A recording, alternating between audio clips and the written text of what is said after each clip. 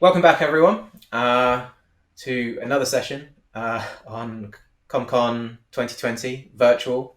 I'm still getting used to this after all of these videos. So next up is Fred Posner from good old Florida, USA. Fred is a true dear friend to me and one of the world's leading experts on Kamailio. So how have things been for you, Fred? Well, thank you for that wonderful introduction and very humbling. It's also, I don't know if I should be honored or insulted to be a dear friend.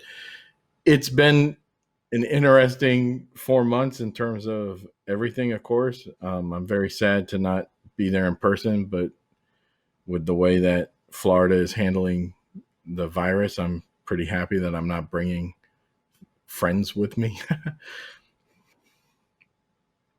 Yeah, yeah, and with pretty much every single conference that within the VoIP and WebRTC space, pretty much not happening, with a couple of exceptions. Um, we we've really kind of what's the word? We've lacked getting stories out there this year. Like we typically would have Kamailio World, we'd have Open SIP Summit, we'd have a couple of WebRTC conferences by now from Twilio or whoever, and we just haven't had those this year. So I'm really missing those conversations that we would normally have at those places.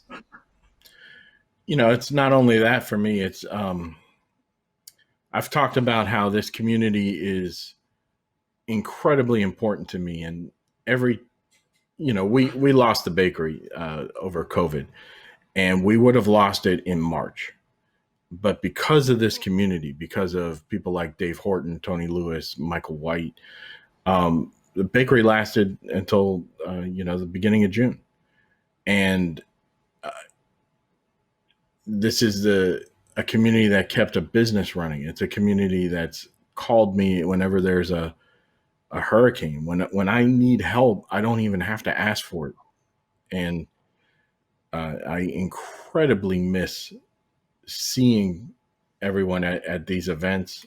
I've been very fortunate to bring my wife to some of these events as well, and she loves everyone that she's gotten to meet, and she's also deeply upset that she can't see everyone. The last time we did was at the event in February in Fort Lauderdale, which at least it was great. Some of you got to meet my daughter, and it's this community is what open source to me is all about. Well, thank you very much for taking part, and I will hand it over to you, Fred Posner, everyone. Today we're going to be talking about Kamailio and how you can use Kamailio for RTC stability, scaling, and security. So first of all, Kama what? And it's Kamailio. I have it phonetically spelled out for anyone that might need help saying it. It's a Hawaiian word that means to communicate. And it was chosen because of a great way to describe what Kamailio really does. And it just helps you communicate. So who am I? My name is Fred Posner. I'm a VoIP consultant. I've worked a lot with open source projects such as Asterisk, FreeSwitch, and mostly OpenSARE / Kamailio here. And if you would like to contact me, please do so at qxork.com. And this is a picture of my beautiful daughter who has a great taste in hats.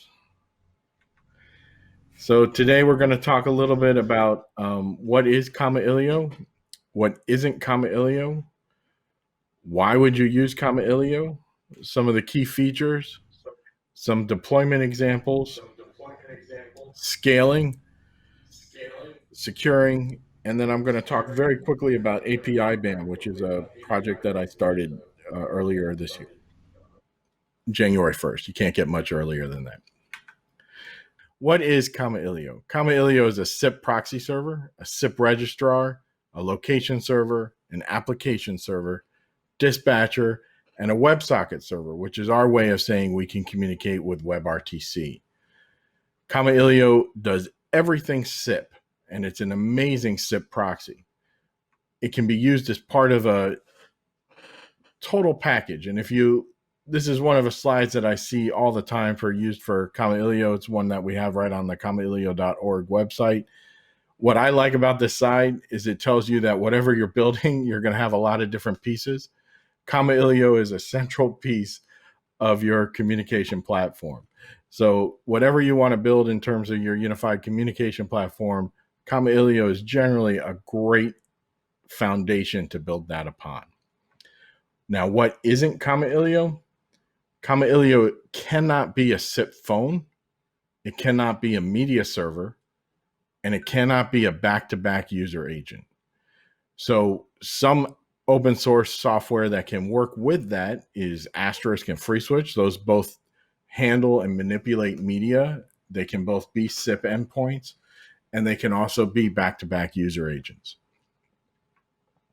Now, why would you use Kamailio? This is a topic in of itself. There's a link that I have on this slide and I'll publish these slides so that you can see it. I gave an entire talk at Kamailio World 2017 on why I love Kamailio. The main too long didn't read takeaway from this is that Kamailio is open source. It has a very small footprint.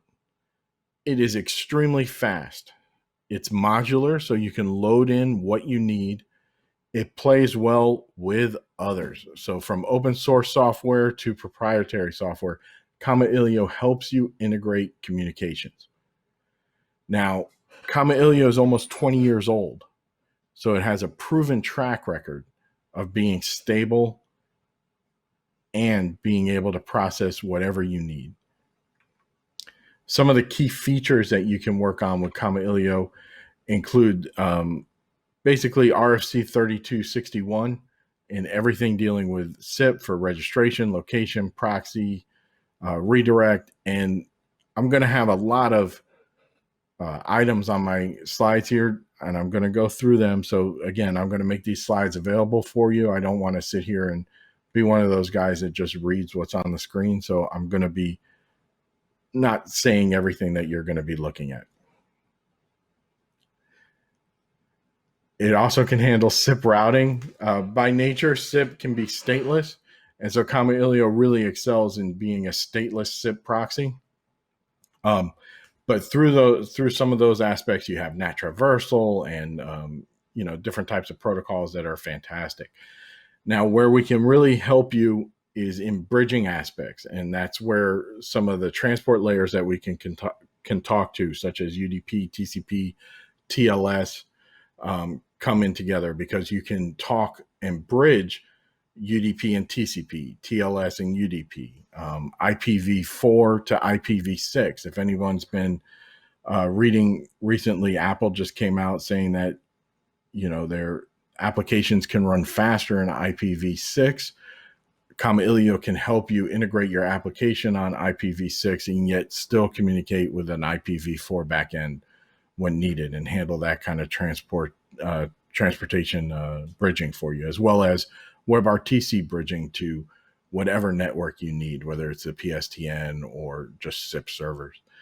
It can handle messages asynchronously, which is extremely fantastic when you're trying to scale.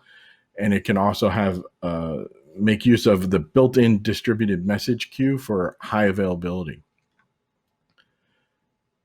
We really work hard on security with Kamailio. And so there's built-in SIP security that it can handle, but it also really gets into the minute details of your SIP messages, so you can choose to block, for example, different user agents or anything like that. But it can really help with secure communication. And of course, tremendous amount of IP and DNS features. So, whether it's serve records or DNS failover or topology hiding or anything like that, we can integrate directly with Kamailio. And that's just built in out of it. For your unified communication platforms. We help with accounting, and that could be anything from prepaid. Hey, I'm running out of minutes to event-based accounting, or just multi-leg call accounting and everything else. We have built-in APIs and RPC connections, which allow you to remotely configure and control Kamailio. And we integrate extremely well with IMS backends, as well as pretty much any major database and non-database that's out there. One of the huge features that's included directly with Kamailio, and it's been there since 2010, is a module that we have called HTable. Now, Kamailio, like I said before, is module-based, and there's over 100 modules that are available to you. So with Kamailio, you load the modules that you need. One module, which I cannot imagine not using, is HTable, which is a hash table that stores information in shared memory. It allows you to make a custom cache system. Think about it as our own internal Redis. And since you can replicate this internal memory to other Kamailio servers through that DMQ, the distributed messaging queue module, you can distribute your shared information globally and help with a globally redundant solution. So HTable allows for an internal caching that's just incredibly fast and powerful. There's a famous quote from Daniel, who's one of the founders and the main contributor for the project. And he says, if you're not using HTable, you're doing something wrong. Another key feature that might be applicable to most people at this conference is Chemi. And Chemi is a framework that allows you to use your own embedded language. It allows you to write Kamailio configurations in a language that you're more familiar with. And we embed that language within Kamailio itself. So basically, you can use other scripting languages to write how you would like to handle SIP messaging. Now, this is great if you don't want to learn the regular configuration file that we have in Kamailio, which is its own syntax, which is, again, it's its own syntax. So there's always a learning curve there. I don't find it difficult if you're familiar with, let's say, Perl or C or even standard scripting. But this being said, why learn something new? If you're really good at JavaScript or Python, Lua, Ruby, you can just write how you already write and use this Chemi interface to then control how you configure Kamailio. So this has been a fantastic tool for web developers, especially people working on WebRTC, to get into using Kamailio, since you can write everything in your preferred language. Something new that's come out this year, and we're going to be launching version 5.4 over the summer, is a Kafka module. And this allows Kamailio to produce and send messages to a Kafka server. So fantastic there. Another new module that we had this year is MQTT, which allows you to publish and subscribe to a MQTT broker and handle events as you would wish. And then very common in the US right now is the requirement for shaken and stir. And this deals with secure SIP identity on RFCs 8224 and 8588. And we have a module just based on stir and shaken, and that's available in 5.4. And so these are 3 new modules that you can load as you need it. And so we're really excited to bring these to you. Now, sometimes it helps to discuss how we deploy Kamailio.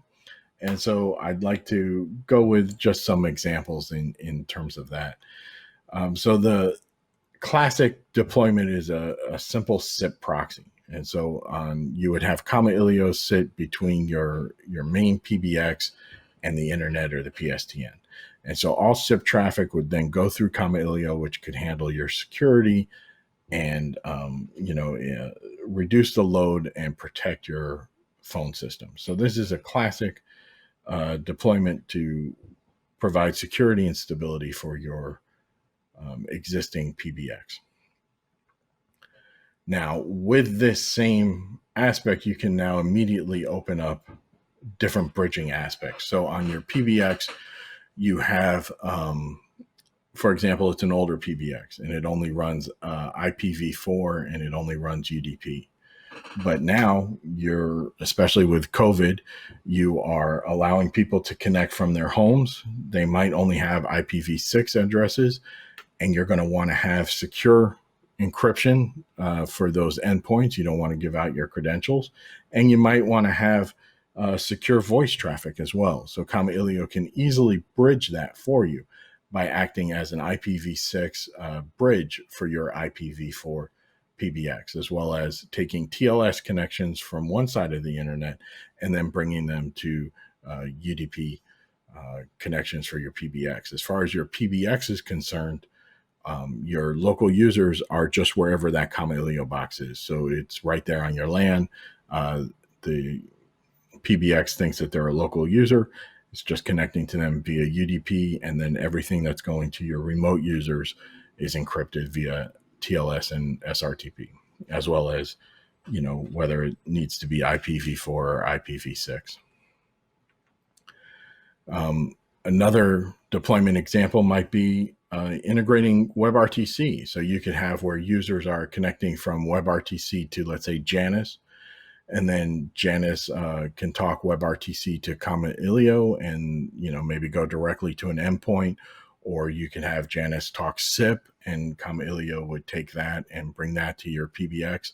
You could take out Janus altogether and have Kamailio just talk to your WebRTC clients, or handle SIP to WebRTC however you want. This allows you to have WebRTC endpoints for your traditional PBX. It allows you to bring WebRTC to PSTN communication, so you can have WebRTC make regular phone calls, or just act as a SIP gateway for WebRTC and handle conferencing, whatever you would like. And again, we play well with others. So in this example, we're playing well with clients, endpoints, PBXs, and something as powerful and great as Janus.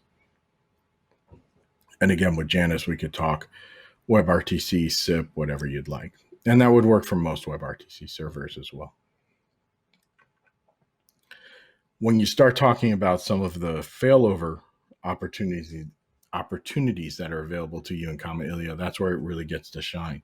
One of the strongest features of Kamailio is its load balancing or dispatching service. And what this allows you to do is have several PBXs behind a Kamailio endpoint. So Kamailio would get traffic and it could distribute that load to several PBXs, or decide, for example, this client goes to this call goes to PBX1, this call goes to PBX2, this call goes to PBX3, things like that. And then when you lose one PBX, it can then say, now since PBX1 is down, I need to send all the traffic to 2 and 3 instead. So it can handle that failover type of routing when it's needed. This all helps you have distributed and high available systems. So when we talk about Kamailio being the central part of your platform, here's an example that's common, where you might have servers in multiple data centers. So if you have a Kamailio in each data center, traffic would hit a Kamailio and it would go to PBX for failover. Now, using, for example, that distributed messaging queue that I talked about earlier, those Kamailios are keeping track of call state. It's keeping track of, minutes. It's keeping track of, status, whatever you need. Even though they're in completely different data centers, they can communicate to each other through a distributed messaging queue. Now, what really helps is when you start talking about intense failover. So, it's kind of hard to follow here with all the colors here, but you could have Kamailio talk to PBXs in all of these data centers. So even if I lost if I didn't lose a data center, but I lost a PBX in a data center, I could have Kamailio in data center 1 communicate with some of the phone systems or whatever systems it needs to in the other data centers as well. Because everything that Kamailio does can distribute this way, I'm still keeping call information and state with one unique routing platform, even though it's distributed. Now, this really helps with scaling. So when we talk about scalability, when you grow much quicker than you ever dreamed of, this is where Kamailio can really help you. By using the HTable module, the dispatcher module, something like Redis or the internal HTable, as well as DMQ, you can have all of these systems talk to each other and bring each other to one holistic solution that could be global. And when I talked earlier about how Kamailio is fast and yet a small footprint, if you had 300,000 endpoints, that's something that could be handled on a small Kamailio system with as little as 4 gigs of memory. Could handle over 300,000 subscriptions. If we're using it just as a load balancer in a stateless mode, 5,000 call setups per second wouldn't be unreasonable for a small system. And again, the more nodes we throw at things, the more we can dispatch. And since with that DMQ module, I can have multiple systems talk to each other, it just really gets you growing scaling wise. So I can have an N+1 architecture is for me the easiest way to scale out, and I can just grow as needed. All right, let's talk a little bit about some of the security that Kamailio can help you with. And this is where I think Kamailio can really shine, is by helping you with security. Kamailio can act as a SBC.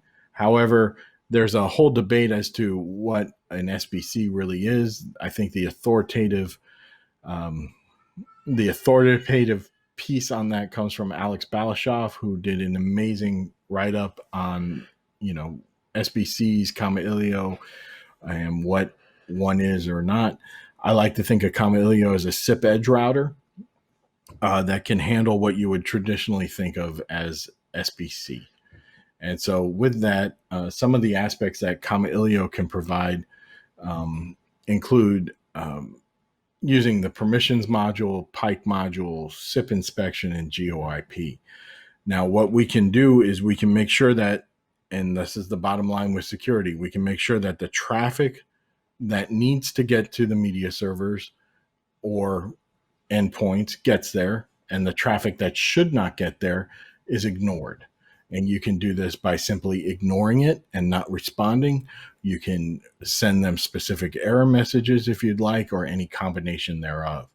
So sometimes it's really nice to not respond to, investigative pings when people are trying to find out, do I even have a WebRTC server at this location? Do I have a phone service at this location? You could just ignore those.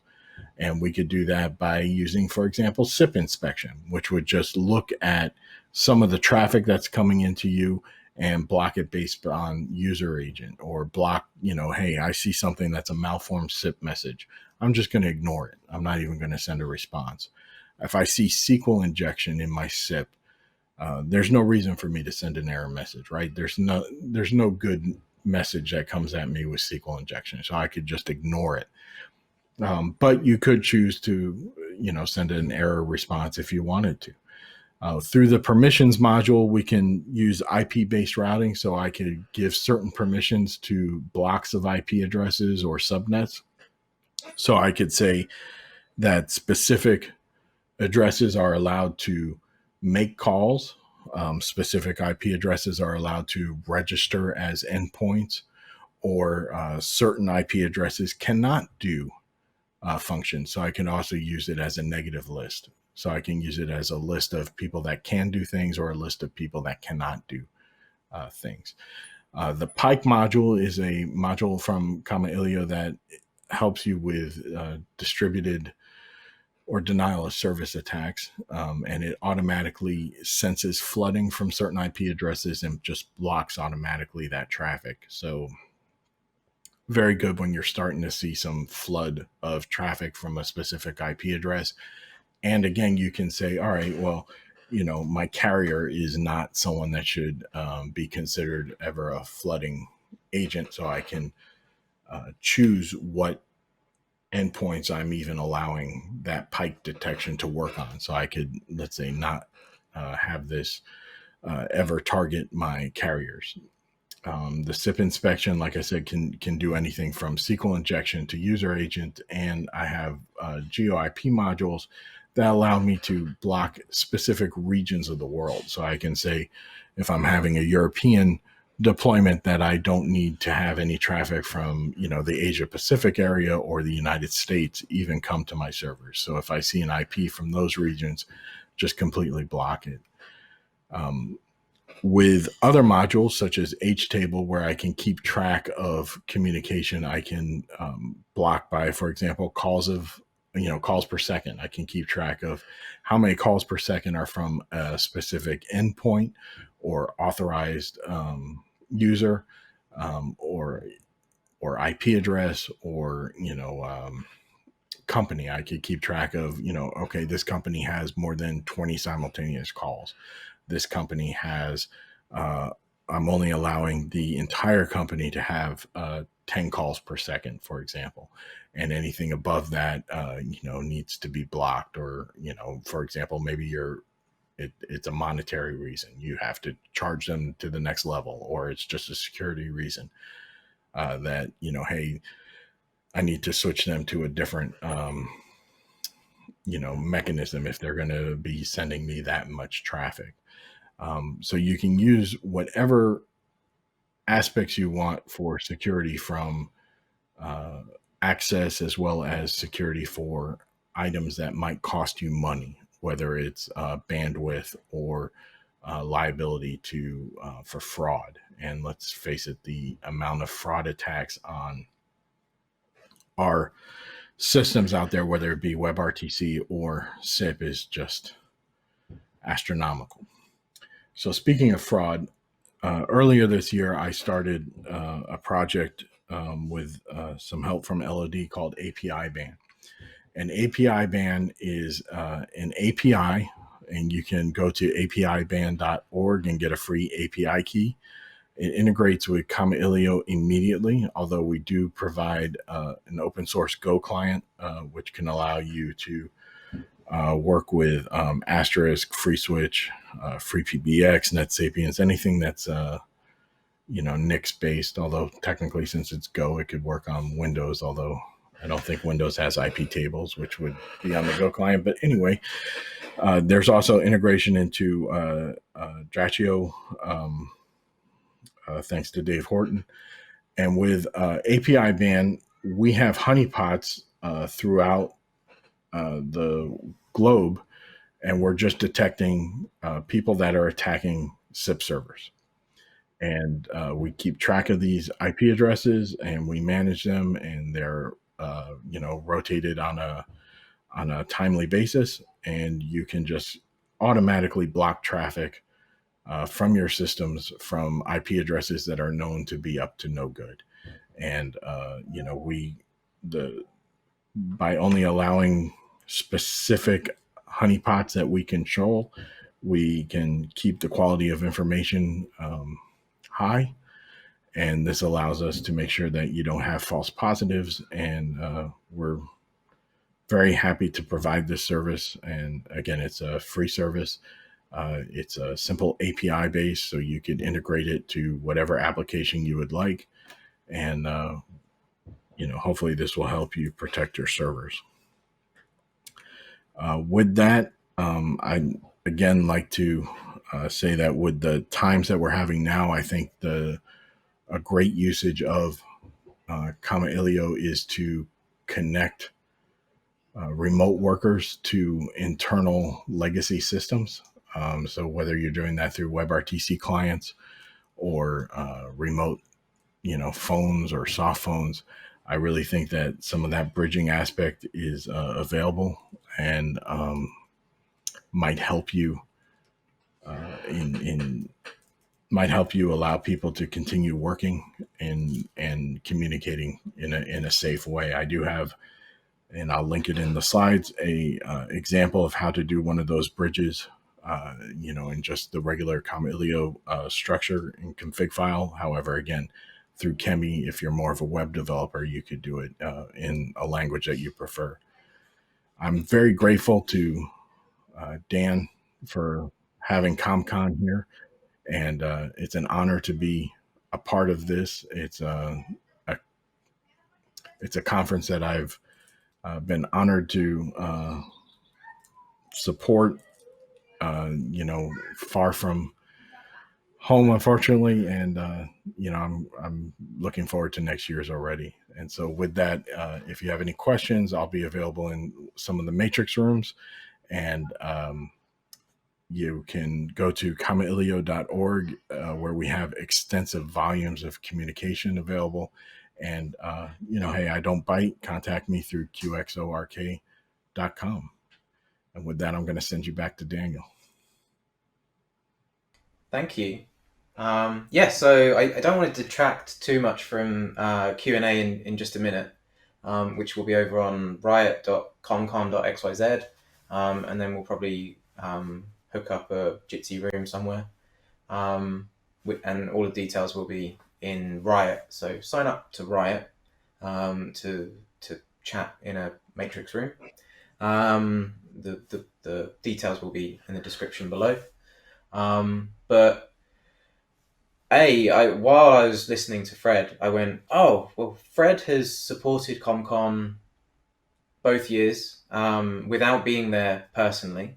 He's sponsored the event even though he's not been there. So Fred, thank you very much for your contribution in the past. And then B, you've never actually spoken at CommCon because you haven't been able to be there in person. So that was really cool for me. I also wanted to tell everyone about API ban and a personal experience for me. Probably just after Fred launched API ban, I suddenly realized that my Asterisk server, my personal PBX, was under attack. The only reason I noticed was because my hard phone on my desk kept registering and deregistering. I was like, what the hell's going on? So went and logged in and saw loads of traffic that was just completely and utter trash and trying to access stuff. Luckily, they had failed, but it was kind of completely ruining the network getting into that box. So as it turns out, a fail to ban regex had changed in Asterisk or something, and it wasn't catching it in fail to ban anymore. And so I kind of went to Fred, help, I need to fix this now. So Fred graciously took time out of his busy schedule and helped me get API ban up and running on my Asterisk box. And ever since, it just sits there and proactively blocks crap tons of crap traffic. And it just works. So API ban saved my Asterisk box, and potentially saved me from a large fraudulent bill if they'd managed to guess some passwords or something over, because they weren't being blocked. They had enough time to try and get past things. So thank you, Fred, for API ban. Cool. Yeah, we can talk about API ban and Kamailio much more over in the Q&A over on Riot/Jitsi room that will get linked to within Riot. So thank you very much, Fred, and we'll see you on the next video. It's a pleasure, and I'm so honored to be a part of this year, and thank you so much. Thank you. Don't go anywhere quite yet, though. We've got to say thank you to all of our sponsors. Without them, none of this would have even happened in the first place. So for our platinum sponsors, we've got Tolu, Voxbone, and Ciara. For our gold sponsors, we've got the Matrix Foundation, Vonage, Sangoma, Telviva, and Loway. Our silver sponsors are Aptosay, Pion, telco bridges with ProSVC, Avoxy, 8x8 with Jitsi, and FirstCom Europe. And we've also got community sponsors, QXIP and Cycol Systems. Without any of them, this would never have even happened. You wouldn't have had all of this free content on YouTube. So go say thank you to all of them. Go look at what they provide, what services they offer, and have a conversation with them all over on Riot, riot.commcon.xyz. The link will be in the description below, along with links to all of our sponsors. You can go and watch preview videos from all of our gold sponsors right now over on YouTube. The links will be somewhere over here. All I've got to say is thank you to all of our sponsors, and I'll see you over on the Q&A shortly. Cheers.